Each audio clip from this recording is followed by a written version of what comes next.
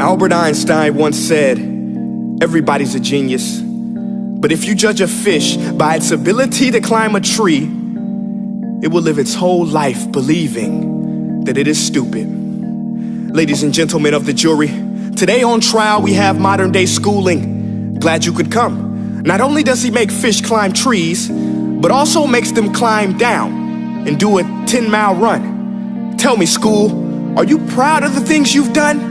Turning millions of people into robots, do you find that fun? Do you realize how many kids relate to that fish swimming upstream in class, never finding their gifts, thinking they are stupid, believing they are useless? Well, the time has come, no more excuses. I call school to the stand and accuse him of killing creativity, individuality, and being intellectually abusive.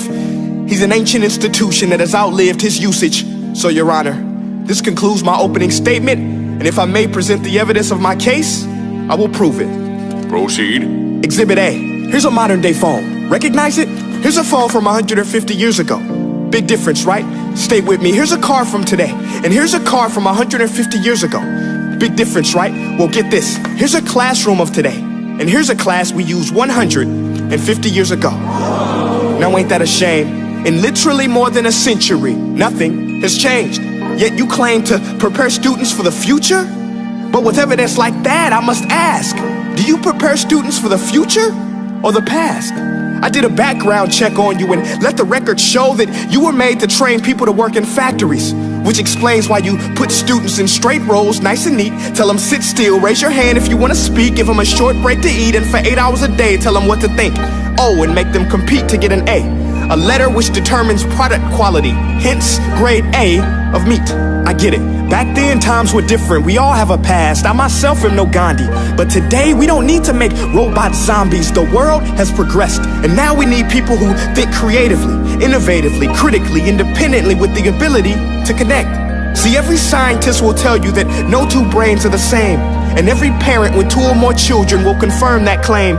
So please explain why you treat students like cookie cutter frames or snapback hats, giving them this one-size-fits-all crap. Watch your language. Sorry, Your Honor, but if a doctor prescribed the exact same medicine to all of his patients, the results will be tragic. So many people would get sick, yet when it comes to school, this is exactly what happens. This educational malpractice, where one teacher stands in front of 20 kids, each one having different strengths, different needs, different gifts, different dreams, and you teach the same thing the same way? That's horrific. Ladies and gentlemen, the defendant should not be acquitted. This may be one of the worst criminal offenses ever to be committed. And let's mention the way you treat your employees. Objection. Overruled. I want to hear this. It's a shame. I mean, teachers have the most important job on the planet, yet they're underpaid? No wonder so many students are short-changed. Let's be honest, teachers should earn just as much as doctors, because a doctor can do heart surgery and save the life of a kid, but a great teacher can reach the heart of that kid and allow him to truly live. See, teachers are heroes that often get blamed, but they're not the problem. They work in a system without many options or rights. Curriculums are created by policymakers, most of which have never taught a day in their life. Just obsessed with standardized tests. They think bubbling in a multiple choice question will determine success. That's outlandish. In fact, these tests are too crude to be used and should be abandoned, but don't take my word for it. Take Frederick J. Kelly, the man who invented standardized testing, who said, and I quote, "These tests are too crude to be used and should be abandoned." Ladies and gentlemen of the jury, if we continue down this road, the results will be lethal. I don't have much faith in school, but I do have faith in people. And if we can customize healthcare, cars, and Facebook pages, then it is our duty to do the same for education, to upgrade it, change it, do away with school spirit, because that's useless. Unless we're working to bring the spirit out of each and every student, that should be our task.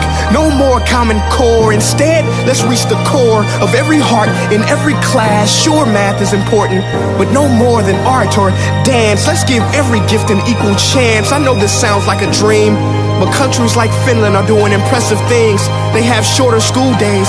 Teachers make a decent wage. Homework is non-existent, and they focus on collaboration instead of competition. But here's the kicker, boys and girls. Their educational system outperforms every other country in the world. Other places like Singapore are succeeding rapidly. Schools like Montessori, programs like Khan Academy. There is no single solution, but let's get moving. Because while students may be 20% of our population, they are 100% of our future. So let's attend to their dreams, and there's no telling what we can achieve. This is a world in which I believe, a world where fish are no longer forced to climb trees. I'll rest my case.